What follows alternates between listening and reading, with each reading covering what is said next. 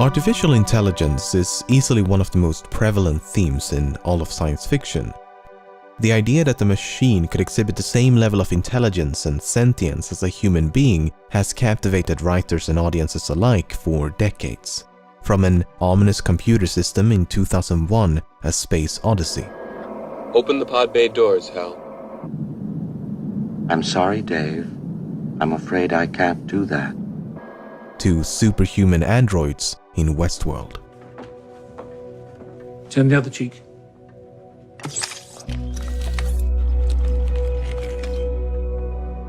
This captivating subgenre of science fiction has experienced a diverse range of depictions. But fiction has a habit of romanticizing certain aspects, such as the frequent inclusion of humanoid robots. Building a robot in pursuit of AI is a bit like constructing the chassis of a car before the internal combustion engine was even invented.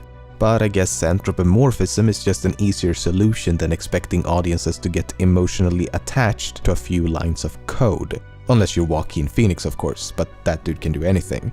In recent years, a few outspoken intellectuals such as Elon Musk, Sam Harris, Stephen Hawking, Nick Bostrom to name a few, have voiced genuine concerns for the rise of artificial intelligence as brilliant minds across the globe are competing to retrace the hundreds of millions of years of evolution that resulted in the human brain. And while many experts have no doubts about machines' ability to achieve human-level intelligence at some point in the future, just as many believe it to be an impossibility. And perhaps it is. Perhaps we are incomprehensibly complex in such a way that we cannot do what nature has done to us. Then again, if random mutations can lead to intelligence, how hard can it be? In fact, even though evolution had a hell of a head start, machines have already surpassed us in some limited domains. Take the two popular board games chess and Go.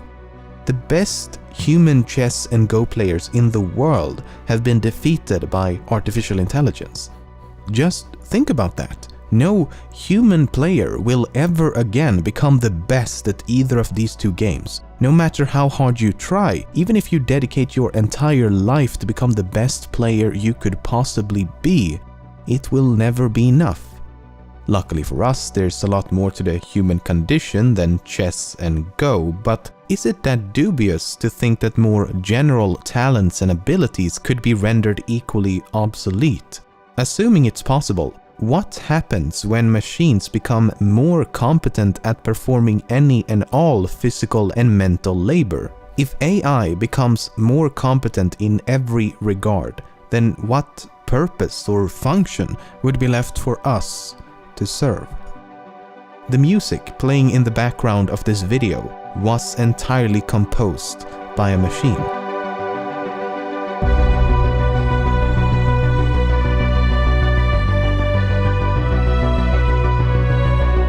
Here's another example.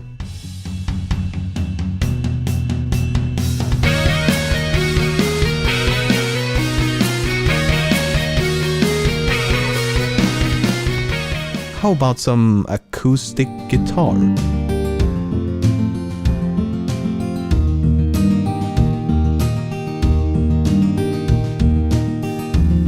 Or some drum and bass?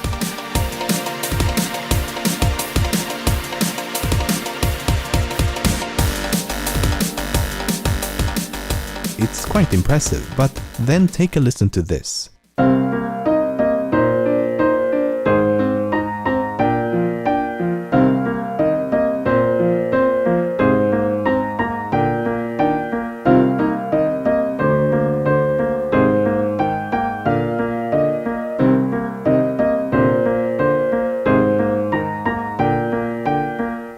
This short and simple composition may sound rather unimpressive in comparison, but then consider this. This sound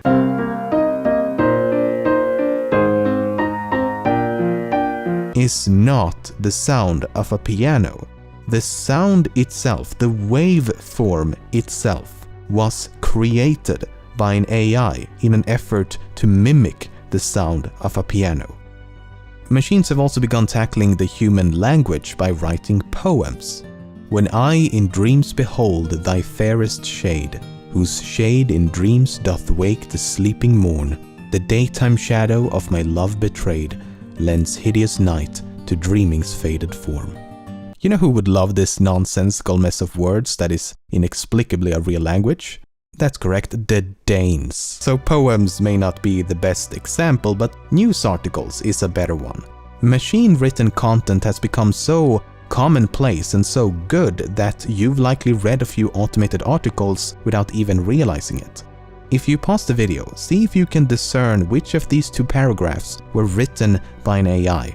The answer will be in the description.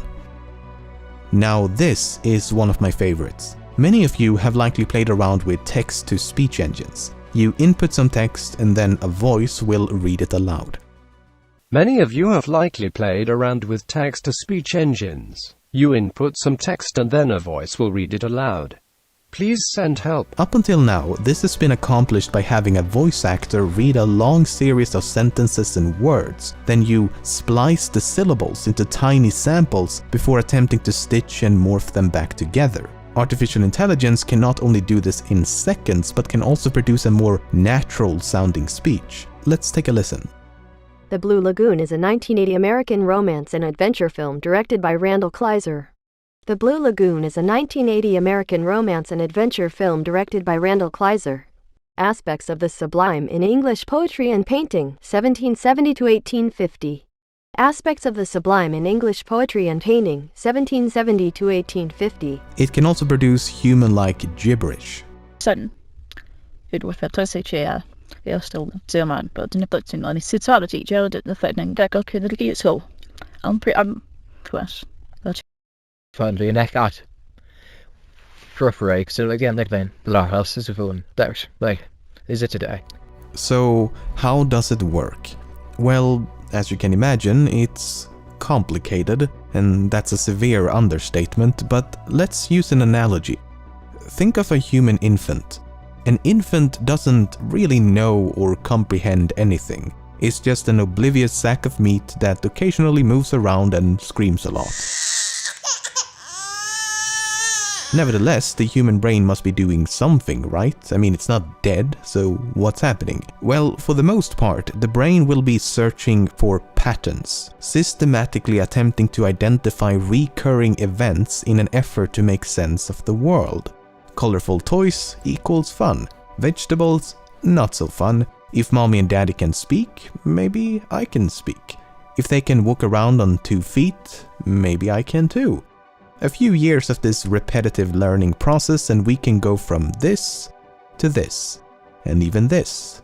And unfortunately this, you don't want that. This is essentially what machine learning is all about. You create a simple mathematical model of the human brain and then you feed it a bunch of information. This artificial neural network will then attempt to make sense of this information by learning from past mistakes and imitation. The result is this natural evolution that no human could ever manually program. And there's really no reason why this system could not be scaled up to human levels and beyond. A limiting factor of the human brain is that it has to fit inside a cranium.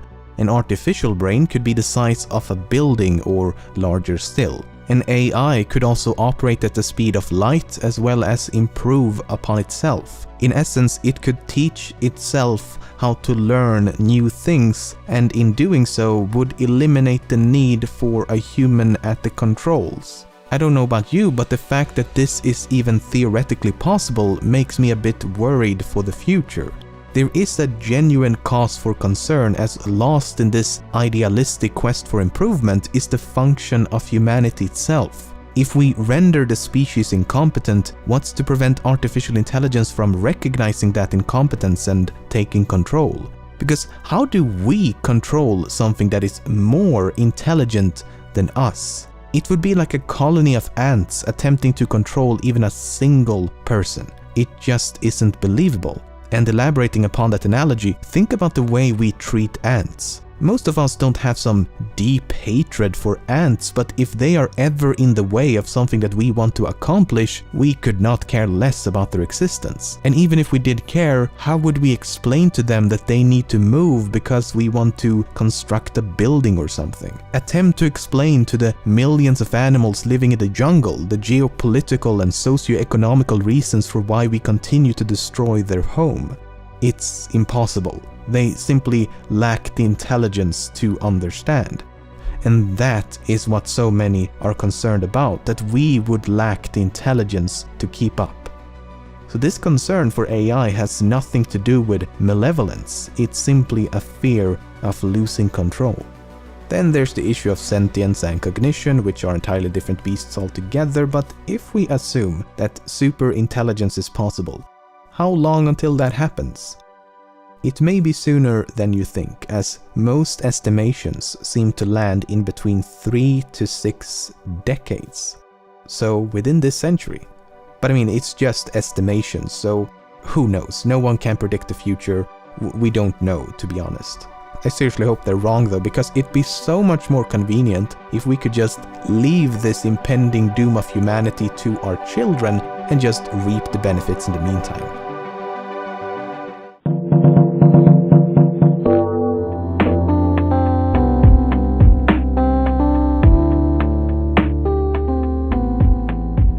Have you ever seen The Matrix? Chances are that you have. It's a rather popular film. In one particular sequence, the protagonist Neo is presented with a conundrum. The red pill or the blue pill? A choice between learning the absolute truth behind reality and the blissful ignorance of illusion. Neo eventually decides to take the red pill and does indeed learn the truth, as horrifying as it may be. He learns that he's been living inside a simulation this whole time, and he's now finally experiencing true reality. At least, that is what you, the viewer, is led to believe, but an aspect that is somewhat dismissed is that the red pill doesn't grant you knowledge of reality as much as it completely eradicates any distinction between real and fake. Let me ask you this, when watching the movie, did you ever question if the supposed true reality that Morpheus and the gang exist within is actually true reality? What's to say that they are not inside a simulation themselves? I mean, up until this point, the Matrix was just as real as this newfound reality. If anything, the Matrix only proves that knowing what reality is and is not is an impossibility. And this could potentially go on for infinity, never reaching any sort of true, actual reality, if that even exists. Just a simulation within a simulation, within a simulation, within a simulation, within a simulation. Yeah, and so on, and so on, and so on. This video is not really about the Matrix per se, but it's hopefully a digestible introduction to the profound and intricate topic of this video.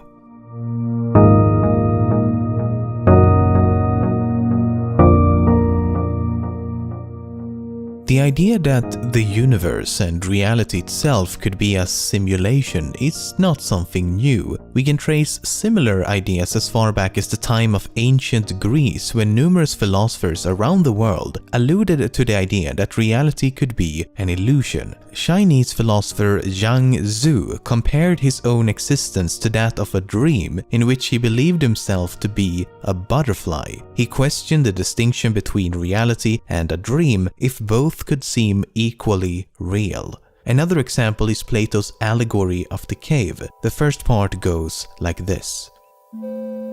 Imagine a cave where people have been imprisoned since birth. They are chained in such a way that they are forced to constantly gaze upon the wall in front of them. They cannot look around the cave, at each other, nor at themselves. All they know is this wall and nothing else. Behind them there's a fire, and between the prisoners and the fire there's a walkway. When people walk between the fire and the prisoners, shadows are cast upon the wall. Because the prisoners doesn't know anything else, they believe the shadows to be real, actual entities of their own. And when a passerby is talking, the prisoners believe it to be coming from the shadows themselves. They have no idea that the shadows on the wall are merely lesser copies of reality and falsely assume that this partial reality that they can perceive is the complete truth. There are many interpretations of this allegory which can be applied to a vast range of topics. It can be interpreted as a way of understanding the importance of knowledge and how it shapes reality, or it could be an analogy for human ignorance and our unwillingness to seek truth and wisdom. It could also be read like this. Just like the shadows in this cave, could our perceived reality be a shadow of something else?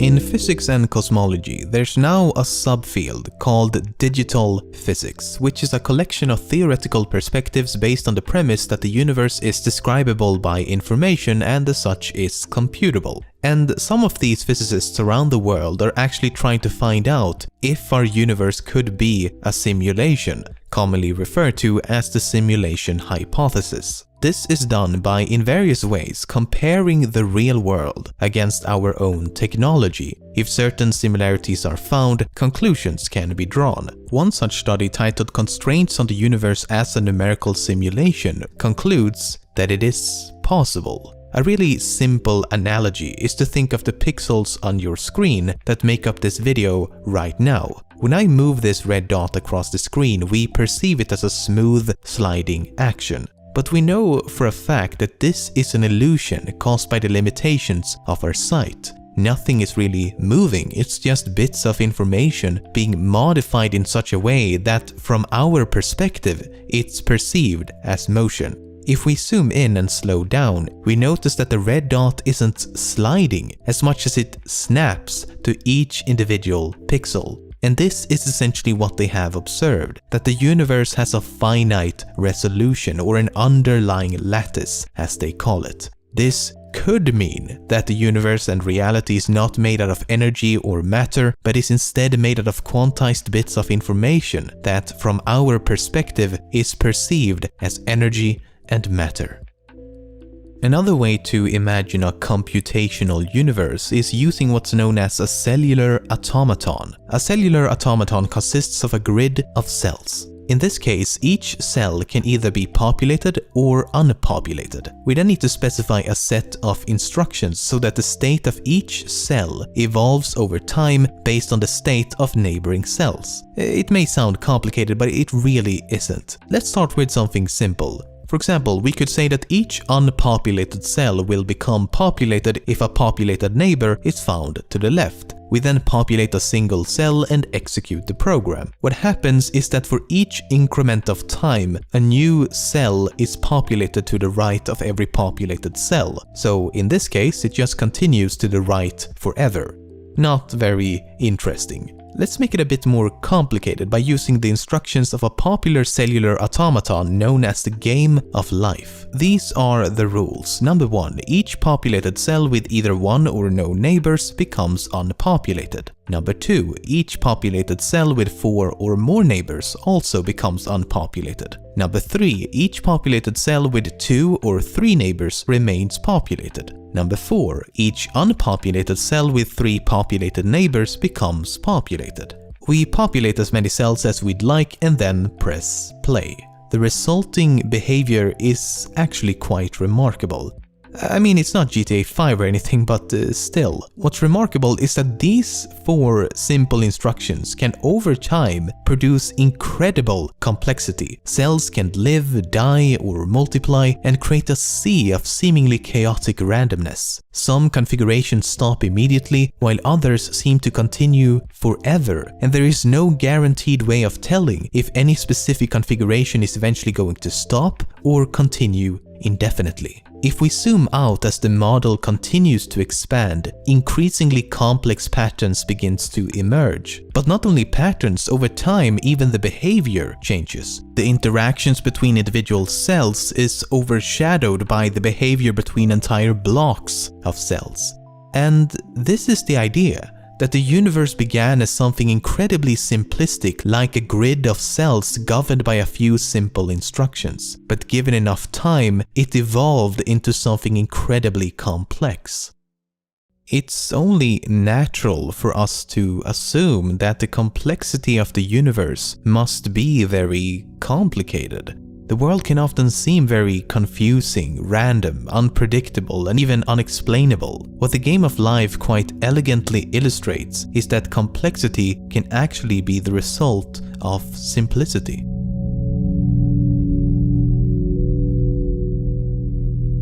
If you and I and everything around us is the result of computable information, it stands to reason that that information can be modified and manipulated to an endless extent. We would be nothing more than puppets in a theater. Maybe the simulation began seconds ago and we only think it's been 13.9 billion years because that information was artificially included upon its creation. Maybe the universe is really, really tiny and all distant celestial bodies are simplistic renditions to create the illusion of enormity. Maybe nothing physically exists until we observe its existence. Perhaps detail and complexity is added when it's needed instead of being constant and absolute. Perhaps discovering that this is all a simulation is part of the simulation. Perhaps this isn't the first iteration of the universe and someone could be pressing the off switch right now.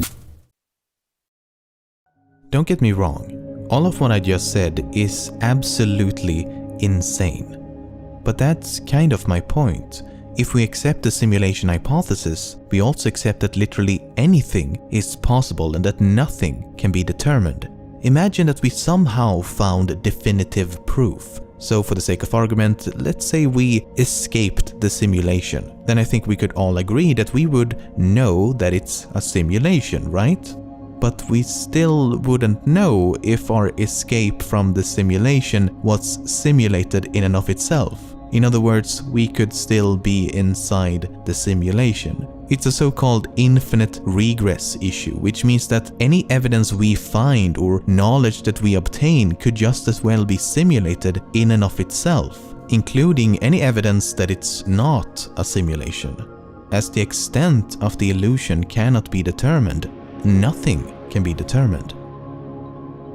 In the first draft of this script, I addressed many radical ideas surrounding the simulation hypothesis, but as it can all be nullified by asking what if it's part of the simulation, it's really not that interesting. There's little, if any, scientific value here. It's mostly philosophical and metaphysical, and it's all very analogous to the limited reality of the prisoners in the cave. So let's change our perspective. Instead of assuming the position of the prisoners in the cave, could we be the ones who ignite the fire to cast shadows upon the wall?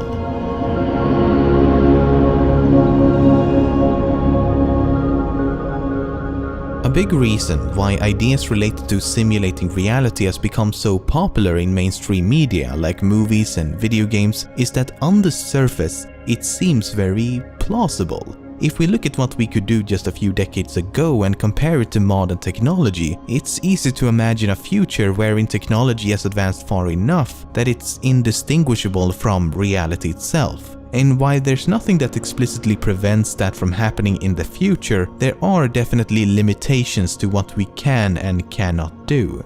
Over the past half-century, the processing power of computers has doubled every 2 years, which is an observation known as Moore's Law. But this growth won't continue forever. In fact, it's already begun to slow down. It's now closer to 2.5 or even 3 years. The reason for this decline is due to the physical limits of computation. Computers are fantastical and can do incredible things, but they are not magical. The speed at which they process information and the amount of information they can process is, like everything else, governed by the laws of physics. For example, we will never, regardless of any potential futuristic technology, be able to accurately replicate anything down to every single molecule, atom, and fundamental particle. And the strange world of quantum mechanics is to blame. There are many reasons why quantum mechanics makes this impossible, but one great example is the uncertainty principle. It states that the more precisely the position of a particle is determined, the less precisely the momentum of that particle can be determined, and vice versa. You can think of this as a balancing board. We force the left side down to increase precision in measuring the position of the particle, but in doing so, the right side has to go up and thus we lose precision in measuring the momentum of the particle. To be certain about both properties at the same time would require us to break the board, or in this case, break the laws of physics. The uncertain and probabilistic nature of the universe makes exact replication an impossibility. So let's forget about any notion of exact replication. It just isn't, dare I say, realistic. What we can do instead is mimic reality by approximation. Take a look at this.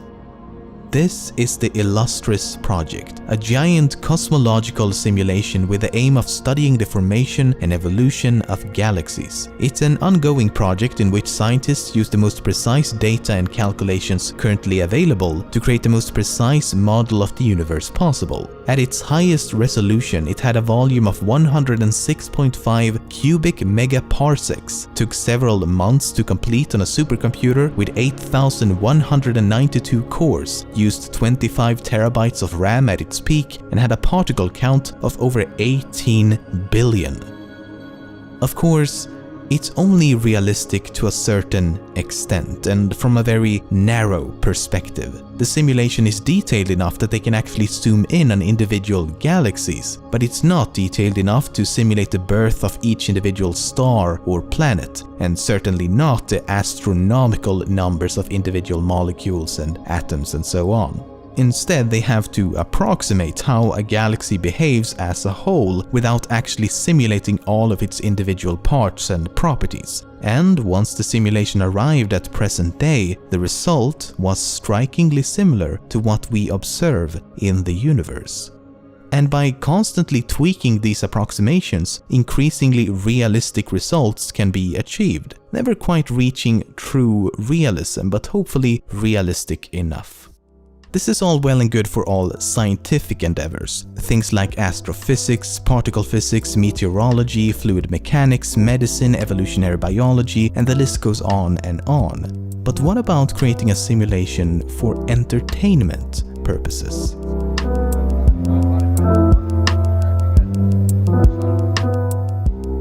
So far, I've only talked about simulations as self-contained systems. You write some code, press execute, and hope for the best.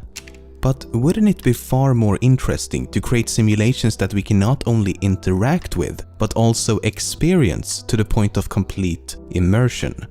Software like video games are great examples of interactive simulations, and hardware like the Oculus Rift and the HTC Vive are some of the most immersive technologies available to the public. Well, they will be soon at least. Of course, these are only aimed at stimulating the audio-visual senses. What about everything else, like touch, for example? Well, there's full-body suits like the Tesla suit, vests like the Core FX, and gloves like the Hands Omni. These will give the illusion of actually holding virtual objects, getting hit by bullets, and possibly even give the sensation of temperature. Then there's also entire systems built to create a virtual experience, usually designed according to a specific game or game type. There's driving and racing simulators, flight simulators, railway simulators, etc. If you want to navigate inside a virtual environment, your best option at the moment is something like the Virtuix Omni. All of these technologies are fantastic, but they are not ideal. They are only the beginning of the virtual reality revolution that likely waits ahead. They are the monochromatic TVs before color, because the limitations of these devices stems from their implementation. You're always going to be aware that you're wearing a head-mounted display or that you're strapped into a locomotion platform. What's eventually going to replace these mediating technologies to create a truly immersive experience are BCIs, brain-computer interfaces. Research on BCIs began in the 1970s, and since then the technology has come a long way. So far, the focus has mostly been on repairing cognitive and sensory motor functions. As an example, neuroprosthetics are prosthetic limbs that can be controlled by a person's brain. People who's lost an arm and hand can now get a robotic prosthesis that they can control using sensors implanted in their brain. BCIs can also be used to allow paraplegics to walk again and help people with many types of paralysis. From an entertainment perspective, you can truly see its potential when combined with virtual reality. The Emotive Epoch is a publicly available BCI that you can actually use to play games with your mind. I mean, it's not perfect, it's actually far from perfect, but come on. You just cannot complain when someone has quite literally invented mind control. And better yet, in 2014, the first brain-to-brain communication was achieved between two people via the internet. In other words, telepathy is now becoming a reality. But we're still missing a crucial aspect. That is CBI technology, a computer-brain interface. And this is a significantly more difficult obstacle to overcome. In a typical brain-to-computer interface, a device receives information from the brain and tries to interpret what that information means. The worst that could happen is that the computer gets it wrong. In a computer-to-brain interface, the brain receives information from a device, and the worst that could happen is that you actually damage the brain of the user. In 2002, a blind man had a device implanted onto the visual cortex of his brain, which was in turn connected to a camera. This allowed him to partially regain his vision. The camera sent its signals to the visual cortex of his brain, and his brain interpreted these signals as if they actually came from his eyes. Another example of a CBI was used on monkeys. A monkey would control a virtual arm to touch one of several visually identical objects. When the virtual arm touched one of the objects, a signal would be sent back to the brain of the monkey to stimulate the sensation of touch, describing the fine texture of an object that didn't actually exist. But there's definitely a greater risk at play here, and it's gonna take a while until we perfect such technology. But once we've unlocked the mysteries of the brain, the possibilities will be virtually endless.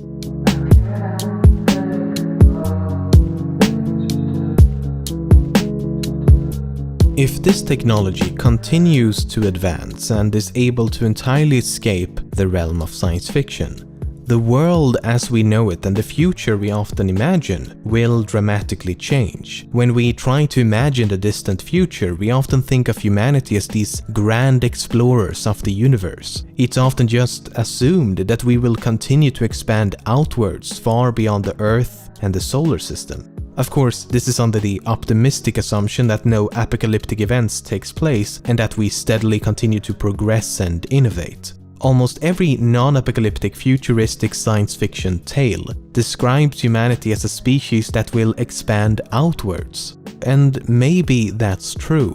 But when this technology turns into reality, why would you want to? A powerful virtual reality could allow us to do anything and everything. No fear of harm or death, no irreversible consequences for your actions, no physical limitations. The ability to customize and manipulate the world around us to fit our personal needs and preferences. Just like in a dream, maybe it's possible to manipulate the brain's sense of time.